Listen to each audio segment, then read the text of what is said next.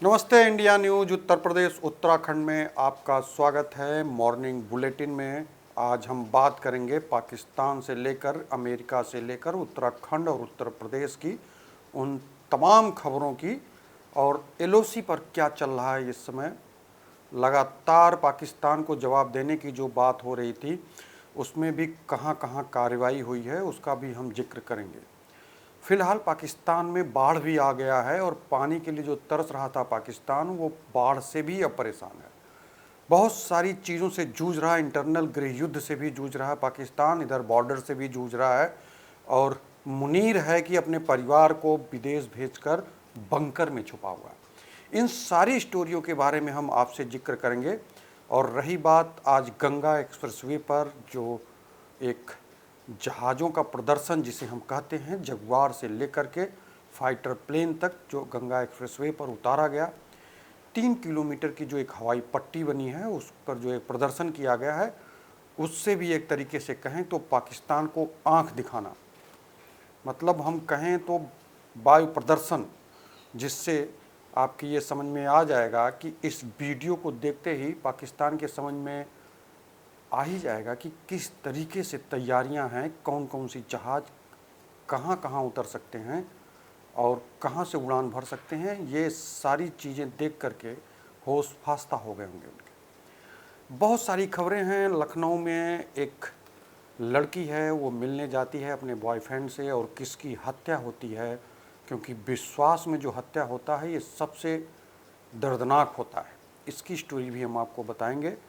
उसके बाद police custody में कैसे आरोपी की मौत होती है, 24 घंटे आरोपी को जेल में रखना होता है, उसके बाद उसे पेश करना होता है कचहरी में, लेकिन यहाँ 4 दिन तक उसको कस्टडी में रखने के बाद उसकी पिटाई की गई और आखिरकार उसकी मौत हो जाती है। ये भी स्टोरी है। और उसके बाद अगर केदारनाथ की बात करें तो केदारनाथ में आज जो कपाट खुले हैं उत्तराखंड में, उसका भी दृश्य दिखाएंगे। धामी ने किस तरीके से दरवाज़ा खोला और सुबह 7 बजे से श्रद्धालुओं के दर्शन शुरू हो गए और लंगर में प्रसाद भी सीएम धामी ने परिवार के साथ श्रद्धालुओं के बीच में वितरित किया।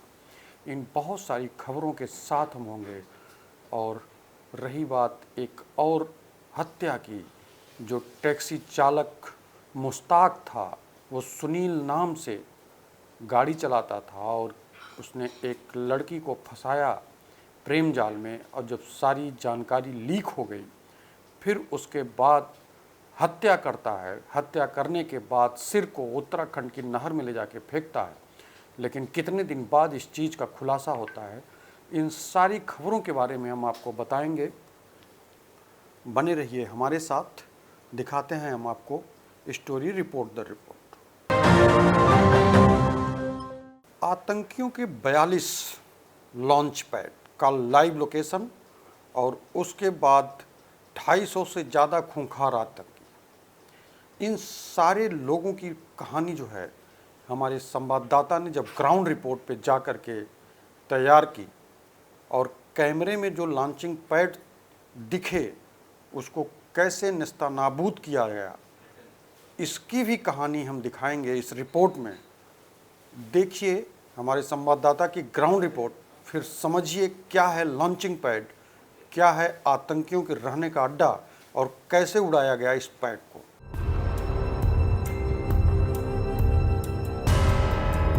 आतंक के आकाओं का जीपीएस इंडिया न्यूज के पास। मिल गई मुनीर के आतंकियों की live location. Jammu Kashmir border इलाके में आतंकियों के 42 लॉन्च पैड, पीओके के 42 टेरर लॉन्च पैड सेना के टारगेट पर। India news terror launch pad की लाइव लोकेशन आपको दिखाएगा।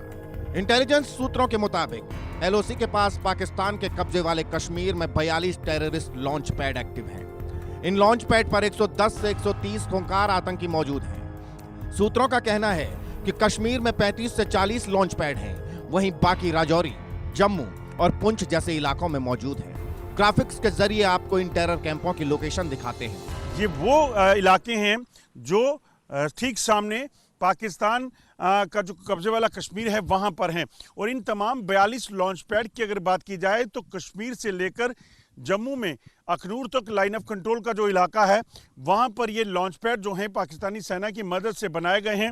इन इलाकों की अगर बात की जाए तो 42 लॉन्च पैड के साथ साथ इन इलाकों में लगभग 1 दर्जन से ज़्यादा ट्रेनिंग कैंप हैं आतंकियों के, जिनमें पाकिस्तानी सेना के कमांडो जो हैं इन आतंकियों को ट्रेनिंग देते हैं और जब भी इन्हें तैयार किया जाए उसके बाद इन्हें लॉन्च पैड्स पर भेजकर जम्मू कश्मीर में दाखिल कराने के लिए सेना पूरी मदद करती है और उसके लिए पाकिस्तान को चाहे युद्ध विराम का उल्लंघन क्यों ना करना पड़े, उसकी आड़ में इन आतंकियों को यहाँ भेजा जाता है। तंगधार सेक्टर में लीपाजुरा दुनीपथरा आतंकी कैंप है तो पीओके में सियालकोट, शरीफ, कंडरगली, शाहकोट में भी आतंकी कैंप है।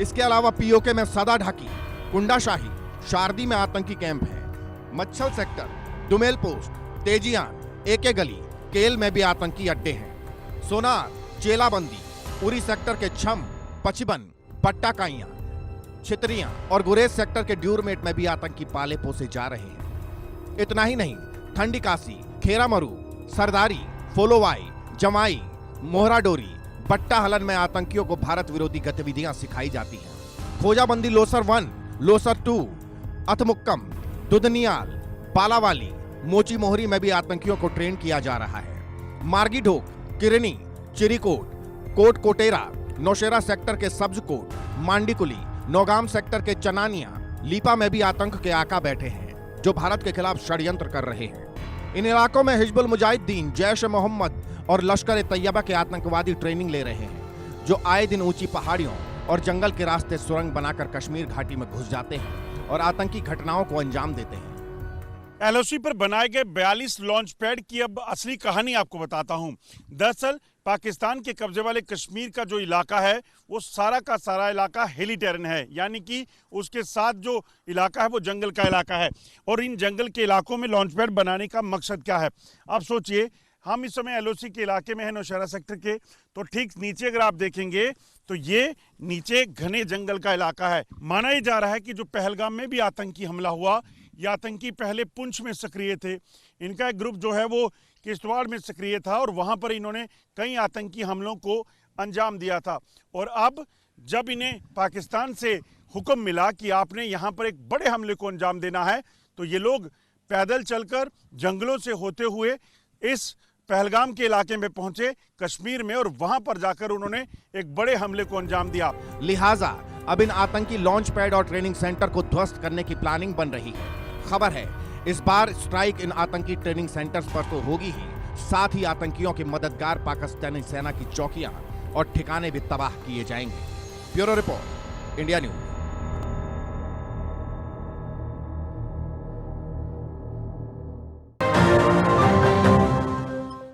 पहलगाम के आतंकी हमले के बाद वहाँ के नेताओं की क्या स्थिति है, बयानबाजियाँ किस लेवल पे दे रहे हैं, फिर भी चेहरे पे डर का सिकन जो है, इसको आप देखेंगे तो आपके समझ में आ जाएगा। डर का सिकन हम इसलिए कह रहे हैं क्योंकि जो नारों के साथ जयकारा लगवाते थे, आज वो सिर्फ एक बयान दे रहे हैं और बयान देते समय जो एक चेहरे का भाव है, नॉर्मल आदमी तो उस भाव को पढ़ सकता है, लेकिन आप इस भाव को समझिए, फिर आपके समझ में आएगा कि डर किसे कहते हैं। लेकिन उसके बावजूद भी जो नारेबाजी हो रही है वो किस तरीके से हो रही है, इसे गीदड़ भपकी कहें, फिर उसके बाद जो कुछ वीडियो वहाँ के दिखाए जा रहे हैं, या फिर कहें तो भारत की तरफ से जो एक अपने बॉर्डर पे रिएक्शन देखने को मिल रहा है, उस रिएक्शन से उनके क्या समझ में आ रहा है, पूरी स्टोरी देखिए। Ground report.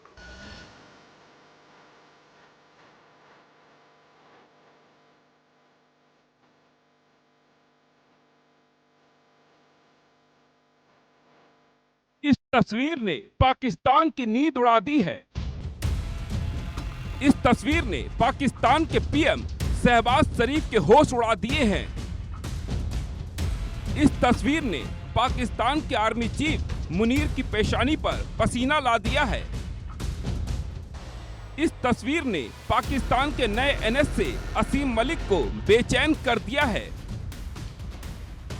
ये तस्वीर पाकिस्तान की तबाही का सबूत है, उसके विनाश का प्रमाण है, उसके नेस्त नाबूद होने की मोहर है। ये तस्वीर बताती है पाकिस्तान का खेल खल्लास होने वाला है, आतंकियों का गेम ओवर होने वाला है। मुनीर की सेना भारत के सामने घुटने टेकने वाली है। शहबाज का मुल्क अब चंद घंटे का मेहमान है। आज पाकिस्तान का ब्लैक फ्राइडे है। क्या है इस तस्वीर की हकीकत? क्यों आज पाकिस्तान का है ब्लैक फ्राइडे? ये जानने से पहले ये जान लीजिए, पहलगाम आतंकी हमले के बाद मोदी सरकार सुपर एक्शन मोड में है। सरकार ने कह दिया है एक एक आतंकी को चुन चुन कर मारेंगे, फिर वह दुनिया के किसी भी कोने में क्यों न छिपा हो। आतंकियों को और इस हमले की साजिश रचने वालों को उनकी कल्पना से भी बड़ी सजा मिलेगी। ऐसी हरकतों का जिम्मेदार और इसके जिम्मेदार लोगों को आने वाले कुछ ही समय में जोरदार तरीके से नजर आएगा। मैं देशवासियों को आश्वस्त करना चाहता हूं। आतंक फैलाने वालों को कहना चाहता हूं कि लड़ाई का अंत नहीं है, एक मकाम है। हर व्यक्ति को चुन चुन कर जवाब भी मिलेगा, जवाब भी लिया जाए। हिंदुस्तान की इस हुकार से पाकिस्तान पानी मांग रहा है। दिन रात भारत के हमले के डर से दिल में छिपा है। कल तक खून बहाने की धमकी देने वाले अब कह रहे हैं वो जंग नहीं चाहते। कश्मीर में दहशतगर्दी के वाकया के बाद इन्होंने ये ऐलान किया है कि वो इंडस वाटर ट्रीटी को नहीं मानते। हम इनका ये फैसला को नहीं मानते। हमने सखर में उनको पहले कहा था, इनको ये समझ होना चाहिए कि पाकिस्तान एक पुरअमन मुल्क है, इस्लाम पुरअमन दीन है। हम जंग नहीं चाहते। पाकिस्तान के इस डर की, इस कबूलनामे की वजह है ये तस्वीर। कल गृह मंत्री अमित शाह ने कहा था आतंकियों को चुन चुन कर मारेंगे, और आज हिंदुस्तान ने अपनी हवाई ताकत दुनिया को दिखा दी। यूपी के शाहजहांपुर में भारतीय वायुसेना ने गंगा एक्सप्रेसवे पर अपना दमखम दिखाया। 3.5 किलोमीटर लंबी हवाई पट्टी पर मिराज, राफेल और जगुआर जैसे लड़ाकू विमानों ने आंधी तूफान के बीच लैंडिंग और टेक ऑफ की प्रैक्टिस की। देश के लिए, उसकी एयरफोर्स के लिए एक फोर्स मल्टीप्लायर है, एक अल्टरनेटिव है। सबसे बड़ी बात यह है कि एयरक्राफ्ट में एक लिमिटेड कैपेसिटी होती है फ्यूल की, उतने ही फ्यूल में उसको अटैक करके वापस आना भी है।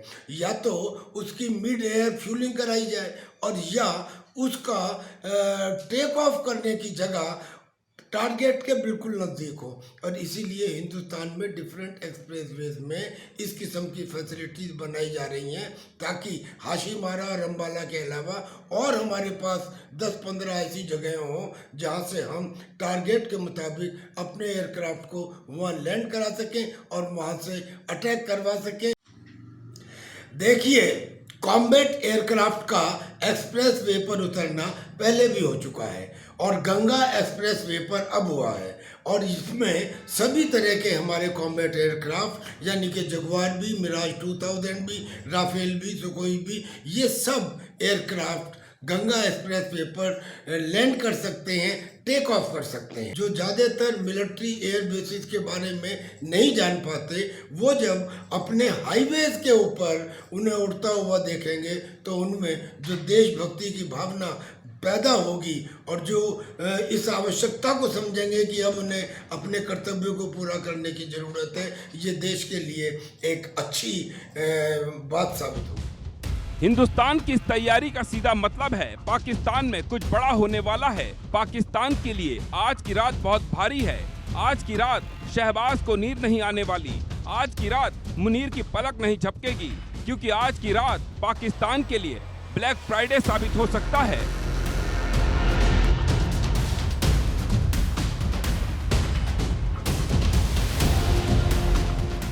Bureau report, India news.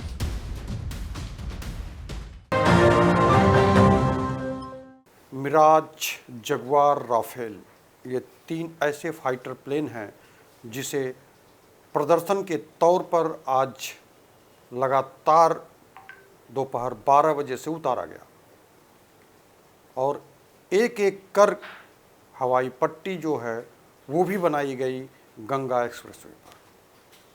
3 kilometre की ये हवाई पट्टी, इस हवाई पट्टी में अगर आप देखें तो आपके समझ में आएगा कि ये जो बड़े बड़े प्लेन हैं ये भारत में कहीं से भी उतर सकते हैं और कहीं से भी ये उड़ान भर सकते हैं।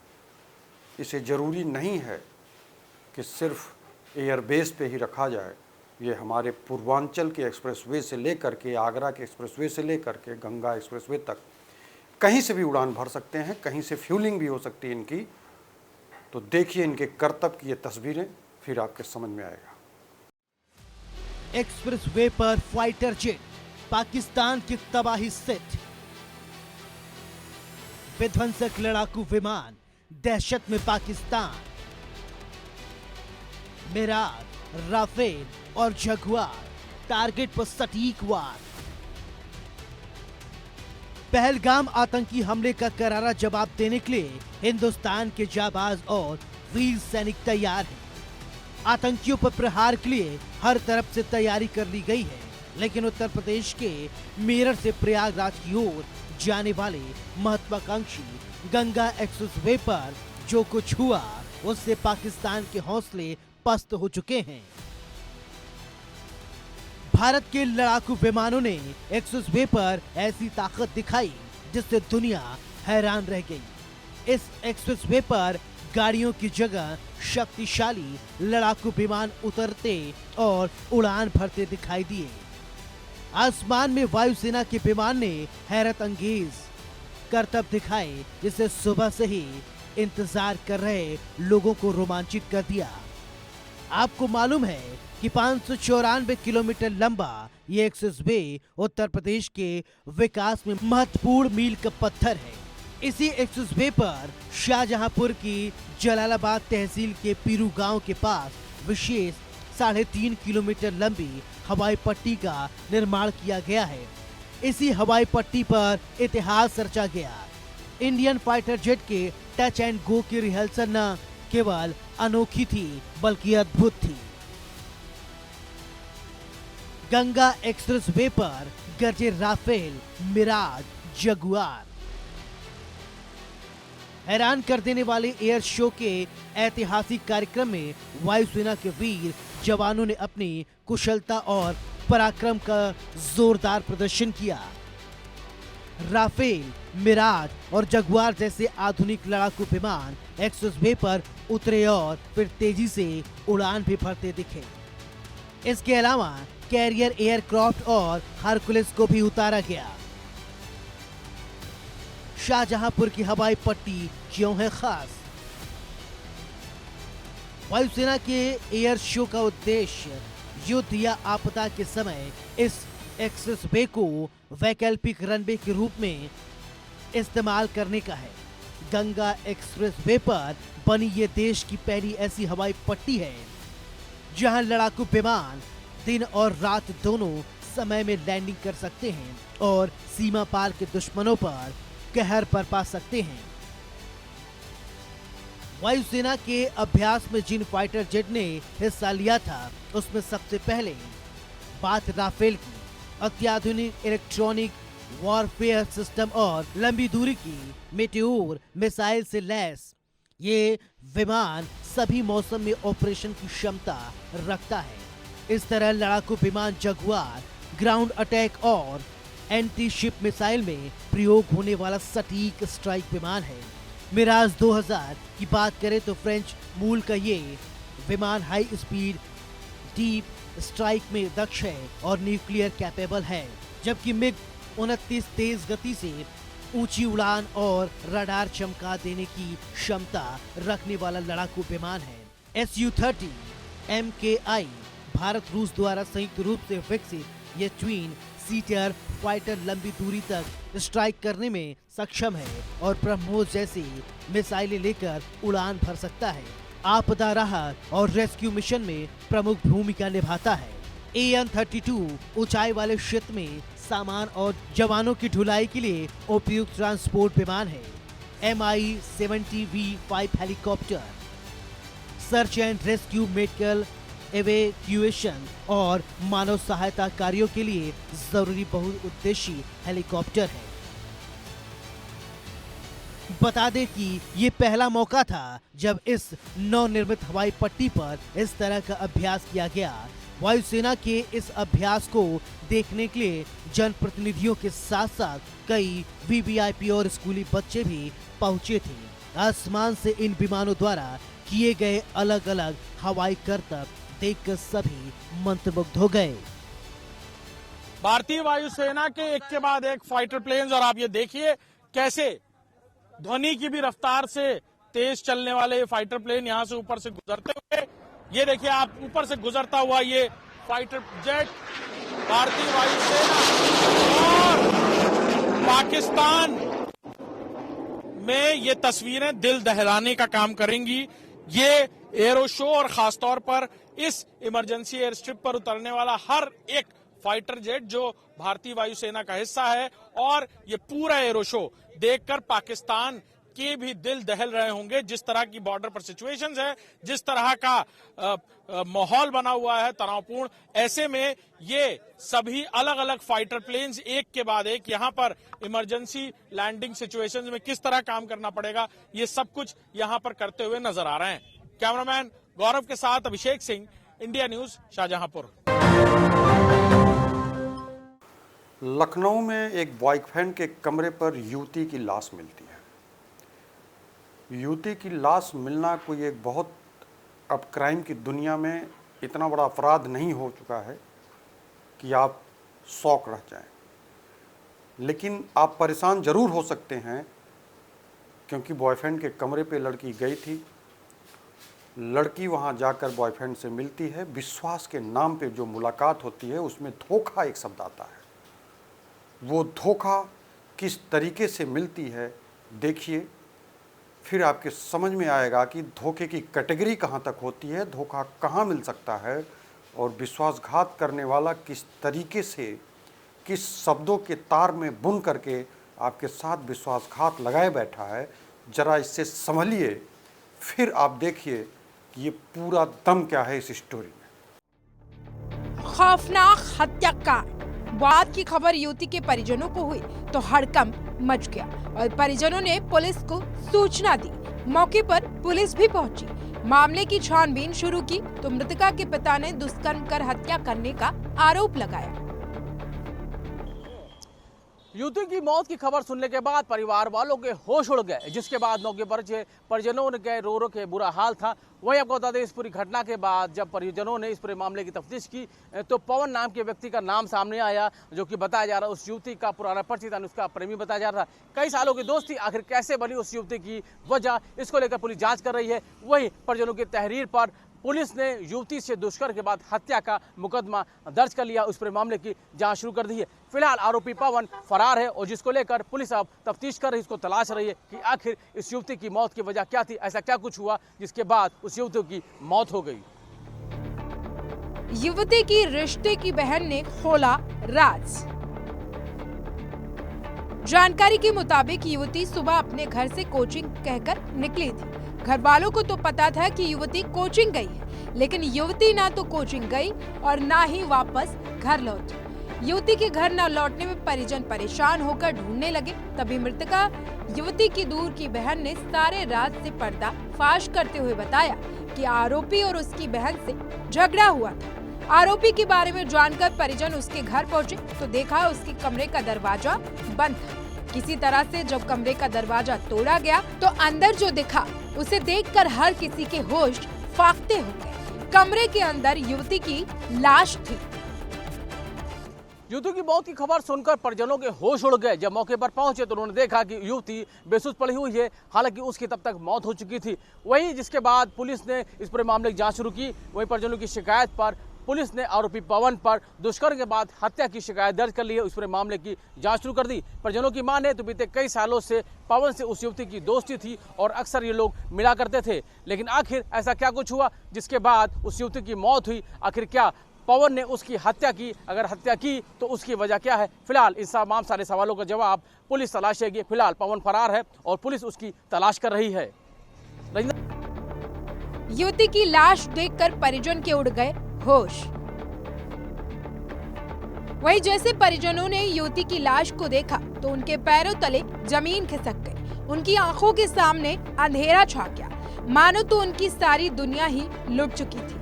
खैर, परिजनों ने आरोपी पवन बरनवाल को ढूंढना शुरू किया, लेकिन उसका कहीं कोई अता पता नहीं था। ना तो वो कमरे में था और ना ही आसपास के इलाके में। इतना ही नहीं, परिजनों के साथ पुलिस के हाथ भी अब तक खाली हैं। आरोपी का अभी कहीं कोई पता नहीं चल पाया है। कल दिनांक 30 अप्रैल 2025 को शाम लगभग 4:30 बजे महानगर थाने में सूचना प्राप्त हुई कि एक महिला के द्वारा अपने मित्र के यहाँ फांसी लगा करके आत्महत्या कर ली गई है।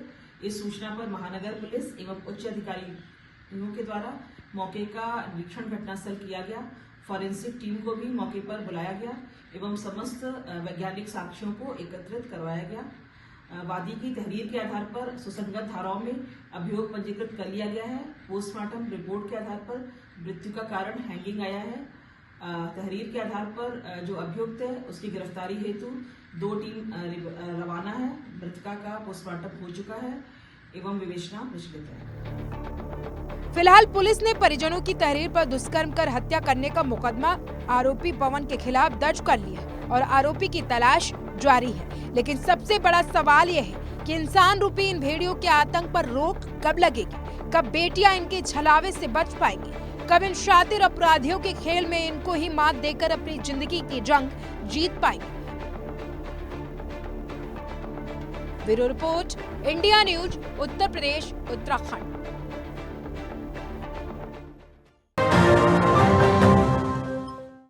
बरेली में एक ऐसा मामला आया है कि पुलिस से परेशान होकर एक युवक सुसाइड कर लेता है।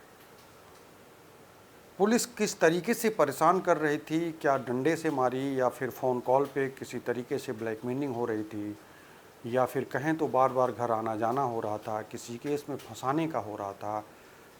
आप देखिए ये स्टोरी, फिर आपके समझ में आएगा कि किस वजह से वो परेशान था, आखिर उसे सुसाइड क्यों करना पड़ा। पुलिस बनी विलेन, लड़की भगाने का लगा आरोप। 4 दिन तक पुलिस ने दिया 3rd डिग्री का टॉर्चर। घर पहुंचकर सलमान ने लगा ली फांसी। बरेली में पुलिस की मार से आहत होकर युवक ने सुसाइड कर लिया। मृतक युवक पर लड़की भगा ले जाने का आरोप था। उसके परिजनों का कहना है कि पुलिस उसे हिरासत में लेकर थाने ले आई, उसे 4 दिन तक वहां रखा और पूछताछ के नाम पर उसे बेरहमी से पीटा। पुलिस ने उसे छोड़ा तो वो घर पहुंचा। उसने कमरे में जाकर फांसी लगाई। 4 दिन थाने में रख दिया 3rd डिग्री का टॉर्चर। परिजनों का आरोप है कि सलमान को लगातार 4 दिन तक थाने में रखा गया और उसे 3rd डिग्री दी गई। उसके शरीर पर जगह जगह चोट के निशान थे।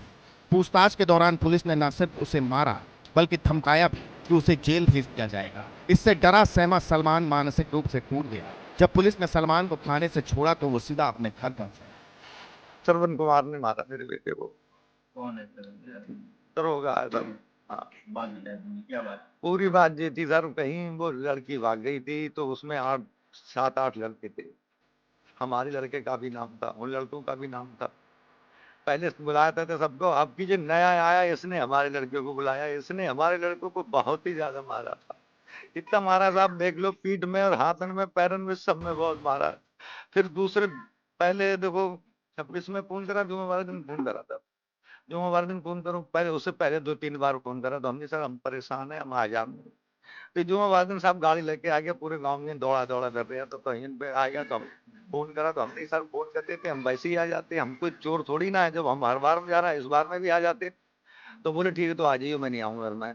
तो यहाँ से सब लौट के घर में रख दिया। उसके बाद में हम प्रधान जी को दूसरे दिन को लेके गए। उसने प्रधान जी की भी नहीं मानी, बोले ऐसे जेल भेजूंगा, ऐसे काले पानी उतार दूंगा, इसका जी कर डालूंगा, वो कर डालूंगा, 20 साल इसकी उम्र कैद कर दूंगा। लड़का बहुत घबरा गया। हाँ, मुसलमान होने की वजह से उसने मारा सर, और उसने मारा सर बहुत ज्यादा मारा। फिर उसने दूसरे दिन को अभी परसों वाले दिन उसने हड़काया, बोले लेके आओ इसे। तब लड़का ने सुन लो, कोई लड़किया था नहीं कहा सर। हमारी मांग यही है कि दरोगा को इसको सजा मिलनी चाहिए। पुलिस की पिटाई से सहम गया था सलमान। मामला बरेली जिले के क्योलड़िया थाना क्षेत्र का है। मृतक सलमान के परिजनों ने बताया कि वो बेहद डरा हुआ था और किसी से कुछ बोले बिना कमरे में चला गया। थोड़ी देर बाद परिजनों ने देखा कि सलमान ने फांसी लगाकर आत्महत्या कर ली। उसके पास से कोई सुसाइड नोट नहीं मिला, लेकिन शरीर पर पिटाई के निशान सब कुछ बयां कर रहे थे। हम मौजूद हैं बरेली के म्यूरी खुर्द में। यहाँ पर मैं उस परिवार से आपको सामने दिखाना चाहता हूँ कि किस तरीके से एक 17 साल के बच्चे को पुलिस ने बेरहमी से पीटा था, जिसकी वजह से उसने फांसी लगा ली। इनका आरोप है कि पुलिस ने पहले 3 महीने से लगातार पुलिस उनको परेशान कर रही है और लगातार थाने बुलाकर उनसे पैसे भी लिए जा रहे हैं। एक बार 5,500 रुपए पुलिस वालों ने इनसे लिए हैं, दोबारा 50,000 रुपए लिए हैं। उसके बाद भी लगातार पुलिस उनको प्रताड़ित कर रही थी। पुलिस की प्रताड़ना से तंग आकर कल रात को जो व्यक्ति का 17 साल का बच्चा था उसने फांसी लगा कर आत्महत्या कर ली है। उनकी दादी हैं, हम इनसे जानना चाहेंगे कि क्या हुआ था माता जी? बेटा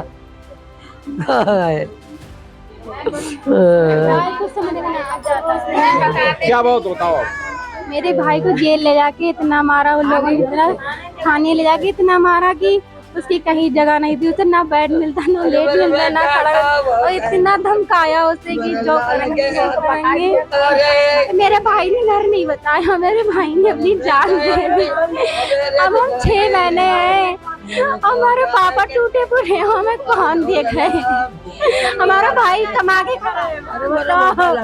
मेरे बाप टूटे फूटे हैं, मेरे बहना रह गई, कौन करे वो? जो सहारा उन पुलिस वाले ने, मेरा भैया बहुत मन्नत मुरादन को। आप क्या चाह रही हो? इंसाफ चाह रहे हैं सरकार से, इंसाफ। जो किसी बहन को भैया ना बिछले, जैसे आज मेरा वीरा से बिछड़ो है। हम ये चाह रहे हैं लड़की वाले के भैया भाई सब पकड़े जाए। अब वो पुलिस वाला को छोड़ना नहीं चाहिए, इन सबको सजा होना चाहिए, फांसी होना चाहिए, छोड़ा नहीं जाए, तब मुझे इंसाफ मिलेगा, वरना इंसाफ मेरे भैया को ना मिलेगा। मेरी मदद करो और इंसाफ दिलवाओ मेरे भैया को।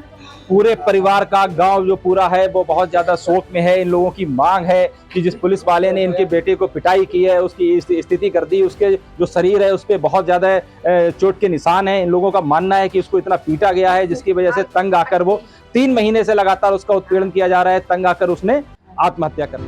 परिजनों का फूटा गुस्सा, पुलिस पर हत्या का आरोप। सलमान की मौत के बाद उसके परिवार का रो रो कर बुरा हाल है। भाई मुमताज का आरोप है कि सलमान निर्दोष था, उसने कोई लड़की नहीं भगाई थी, फिर भी पुलिस ने बिना सबूत उसे थाने में रखकर टॉर्चर किया। मुमताज ने कहा कि ये आत्महत्या नहीं, पुलिस की वजह से हुई हत्या है। उन्होंने आरोपी पुलिस कर्मियों के खिलाफ मुकदमा दर्ज करने की मांग की है। के द्वारा इनको 1-2 बार थाने पर बुलवा के इनसे उक्त लड़की से बातचीत के संबंध में CDR के आधार पर इनसे के साथ इंट्रोगेशन किया और इनको सब इनके गार्जियन के साथ इनको घर भेज दिया गया था। दिनांक 1/5/2025 को पुनः कुछ सवालों प्रश्नों के जो है वो जवाब के लिए इनको फिर से थाने के आने के लिए कहा गया। तभी उस रात 1/2 की इस युवक के द्वारा आत्महत्या कर लिया गया फांसी लगाकर। अगले दिन परिजनों का ये आरोप था कि जो पुलिस के द्वारा इन्हें बार बार फ़ोन करके और प्रताड़ित किया जा रहा था। साथ ही साथ जो लड़की पक्ष है उनके द्वारा भी घर पे आकर उनके साथ जो है वो गाली गलौज और धमकी आदि दी गई है, जिससे आहत होकर उनके पुत्र सलमान ने रात्रि में फांसी लगाकर आत्महत्या कर ली है। इस संबंध में मेरे द्वारा मौके पर जब जाके जांच की गई और 100 का मेरे द्वारा जो है वो निरीक्षण किया गया तो पाया गया कि ये जो बच्चे के जो पीठ पे पूरा नीलगू निशान बना हुआ है वो एक लीवर मोर्टिस का केस है, जो कि किसी भी कहते हैं 100 के मृत होने के बाद आधे घंटे बाद ये एक स्वाभाविक प्रक्रिया शुरू हो जाती है, शरीर में ये लक्षण दिखाई देने लगे। पोस्टमार्टम के बाद जांच में जुटी पुलिस। घटना की जानकारी मिलने के बाद पुलिस ने शव का पंचनामा भरकर पोस्टमार्टम के लिए भेज दिया। अधिकारियों का कहना है कि पोस्टमार्टम रिपोर्ट आने के बाद मामले की जांच की जाएगी और जो भी दोषी होगा उसके खिलाफ कार्रवाई की जाएगी। हालांकि अभी तक किसी पुलिसकर्मी पर केस दर्ज नहीं हुआ है। हम आज बरेली के म्यूड़ी खुर्द में हैं। यहाँ पर एक 17 साल के लड़के को पुलिस ने इतनी पिटाई की कि उसने घर पर आके फांसी लगा ली। स्थिति ये थी कि गांव वालों का आरोप है, उनके परिवारजनों का आरोप है कि पुलिस लगातार उनका उत्पीड़न कर रही थी। लगभग 3 महीने से लगातार लड़के को उठा के ले जा रहे थे, थाने में परेशान कर रहे थे, फिर उसका पैसे लेकर उसको छोड़ा जा रहा था। उनके पिताजी का आरोप है कि वहां पे जो पुलिसकर्मी है उन्होंने एक बार 5,500 रुपए और दूसरी बार 50,000 रुपए लिए थे। उसके बाद भी लगातार इन लोगों को, परिवार वालों को परेशान कर रहे थे। अभी कल की ही बात है, पुलिस वालों ने उसको उठाकर थाने में ले गए और उसको इतना पीटा कि उसके शरीर पर गंभीर चोटें आई हुई थी। वो घर पर आके उसने फांसी लगा ली। स्थिति ये है कि अब इन लोगों के पास उसके इंतकाल सुपुर्द के खाद के लिए पैसे नहीं है। इन लोगों ने अपने रिश्तेदारों से पैसे उधार लेकर उसको सुपुर्द के खाद किया है। न्याय की मांग कर रहा परिवार। सलमान के परिवार वाले और गांव के लोग पुलिस की कार्रवाई से बेहद आहत हैं। उनका कहना है कि जिस पर आरोप है, अगर वो दोषी है तो उसे कोर्ट में पेश किया जाए, लेकिन थाने में मार कर जान ले लेना कहाँ का इंसाफ। उन्होंने डीएम और एसएसपी से मांग की है कि निष्पक्ष जांच हो और दोषियों को सख्त सजा मिले। सलमान की मौत ने पुलिसिया जांच और थाने में होने वाले टॉर्चर पर बड़ा सवाल खड़ा कर दिया। अब देखना होगा कि परिवार को इंसाफ मिलता है या नहीं। Bureau report, India news. आपने सोशल प्लेटफॉर्म बहुत देखे होंगे, इसलिए सोशल प्लेटफॉर्म पर आप बल्गर जिसे हम कहें या फिर अगर हम कहें तो सोशल प्लेटफॉर्म की बहुत ऐसी चीज़ें हैं जो अश्लीलता परोस रही हैं। उस अश्लीलता की कहानी अगर हम कहें तो बहुत ऐसी कहानी है कि अगर हम देखें तो वो लड़कियां जो हैं अपने घर से 2 पैसे कमाने के लिए निकली हैं, मॉडल बनने के लिए निकली हैं, तो क्या वो अपने अंतर वस्त्र उतार कर किसी रियलिटी शो में पॉपुलैरिटी पाना चाह रही हैं, या फिर इस शो के जो प्रोड्यूसर हैं उन लड़कियों से क्या करवाना चाह रहे हैं जो अश्लीलता की एक हद पार कर रही है। इस पैमाने को आप समझिए, लेकिन फ़िलहाल लगातार सोशल मीडिया पर आवाज़ उठाने के बाद इस शो का जो OTT प्लेटफॉर्म था वहाँ से वीडियोज़ को हटा दिए गए हैं।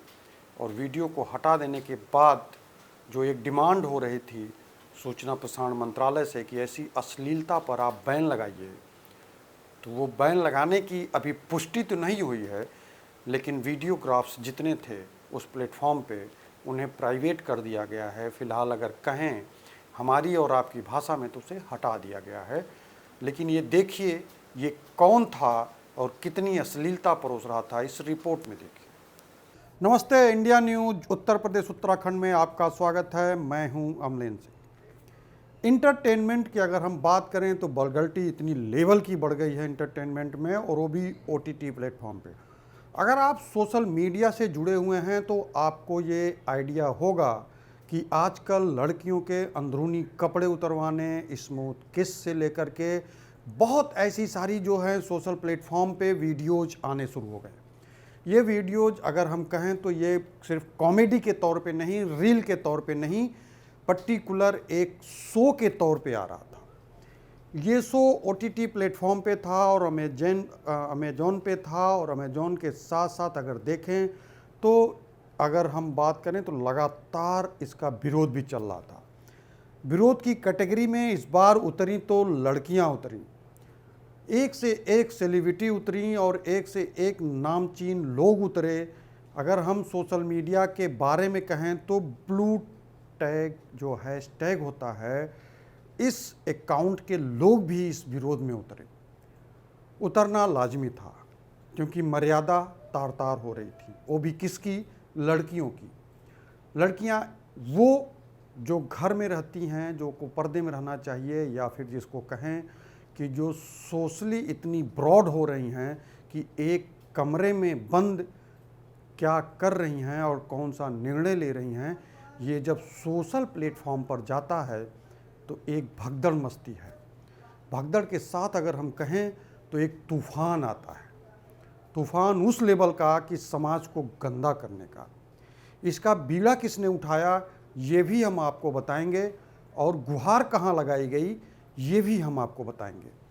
रही बात बीड़ा उठाने की, तो इस वल्गैरिटी का अगर बीड़े की बात की जाए तो आप गोवा में बिकनी पहनकर टहलने वालों के तो बहुत पोस्ट देखे होंगे, लेकिन लड़की अगर टेलीविज़न पर अपने अंदरूनी कपड़े उतार रही हो या फिर सेक्स का पोजीशन बता रही हो, वो भी कपड़े पहनकर स्टाइल में बता रही हो, तो ये वल्गैरिटी का एक टॉप लेवल जो है वो कुछ ज़्यादा ही आगे हो जाता है।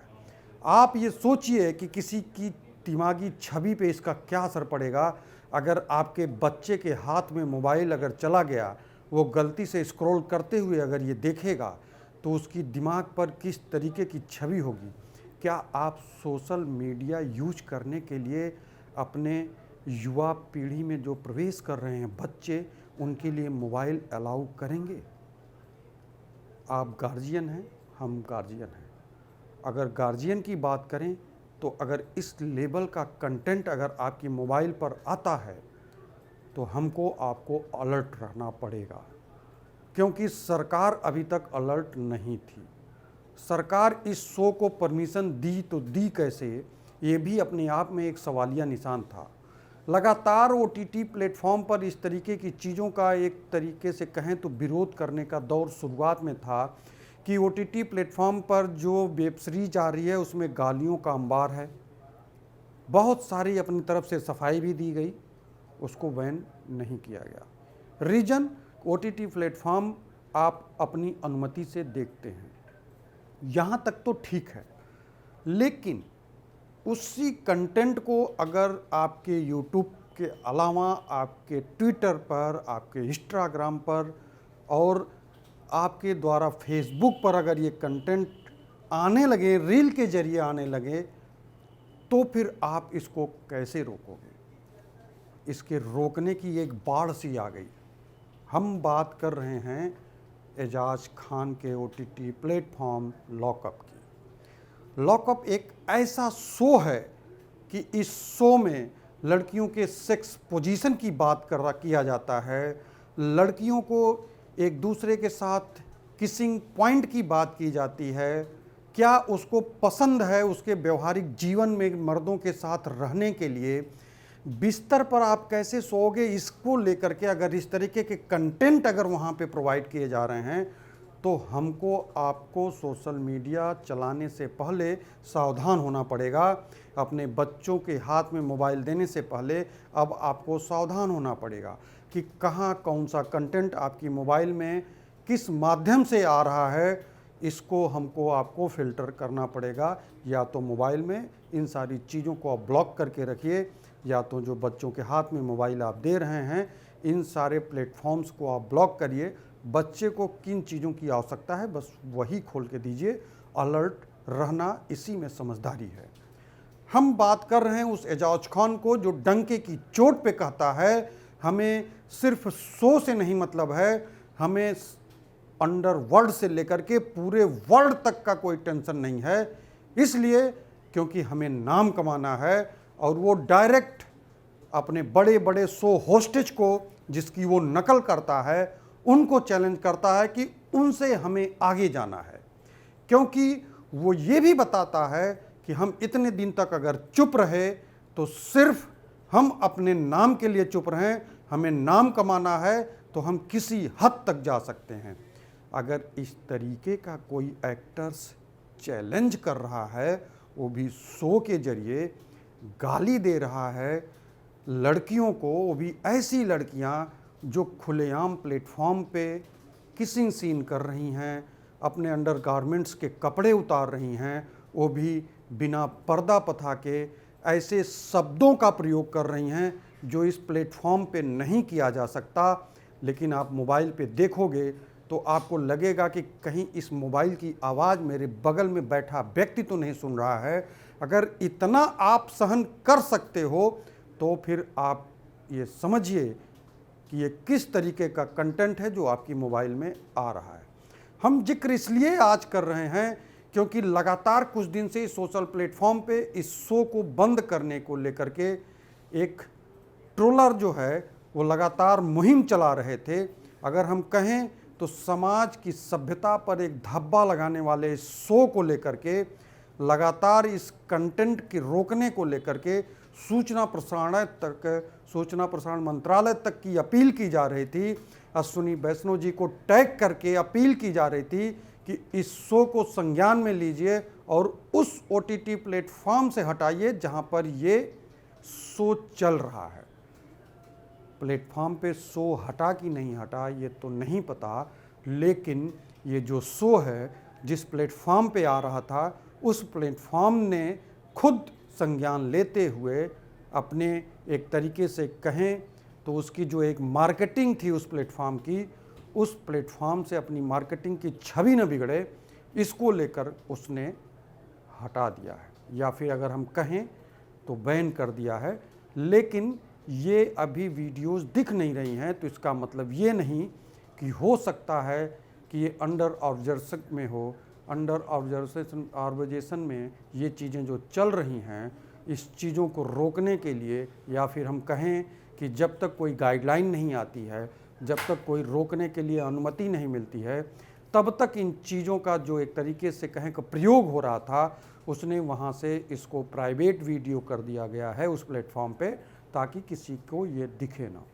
अब रही इनके एक तरीके से जिस शो का जो एक इनका एक प्रमाणिकता है या फिर अगर हम कहें इस शो का जो एक बायोलॉजिक जो एक तरीके से इनका एक रजिस्ट्रेशन हुआ होगा या फिर कब तक इस शो को दिखाना है, क्या करना है, एक गाइडलाइन रही होगी या फिर कानूनी कार्रवाई के तहत इस शो को हम चला सकते हैं, नहीं चला सकते हैं, कितना जुर्माना हर्जाना या जो भी इस कंटेंट को देखने के बाद इस प्लेटफॉर्म प्रोवाइडर ने जो भी डील किया हो, इस डील के तहत वो कब तक इस कंटेंट को हटाता है या सूचना प्रसारण मंत्रालय की तरफ से हो सकता है कोई नोटिस दी गई हो। अभी खुलकर इस मामले पे कोई बोलने के लिए तैयार नहीं हो रहा है, लेकिन राहत की बात यह है कि उस प्लेटफॉर्म से इस शो को, इस क्लिप को, इस शो के सारे क्लिप को, ऐसे क्लिप जो बरगल प्रवेश कर रहे थे या हम कहें तो हम लोगों को एक मार्केट में उपलब्ध करा रहे थे, उन चीज़ों पे रोक लगा दी गई है या फिर हटा दी गई है।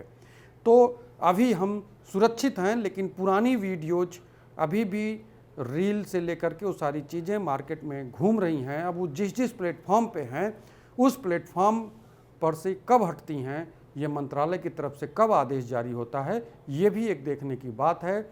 लेकिन इस प्लेटफॉर्म पे जो वीडियो आया, उस वीडियो का विरोध करने वाला सबसे बड़ा एक कौम जो निकल के आया, वो लड़कियों का ही एक कौम निकल के आया कि इस तरीके के फूहड़ भरे शो पर तत्काल रोक लगनी चाहिए और इनकी जो बात सूचना प्रसारण मंत्रालय तक पहुंची और फिलहाल ये वीडियो उस प्लेटफॉर्म से हटा दिए गए। इस तरीके की कोई भी जानकारी, अपडेट हमारे प्लेटफॉर्म पर समय समय पर हमारी पूरी टीम आपके सामने लेकर उपस्थित होती रहेगी। फिलहाल अभी के लिए हमें दीजिए इजाज़त। नमस्कार।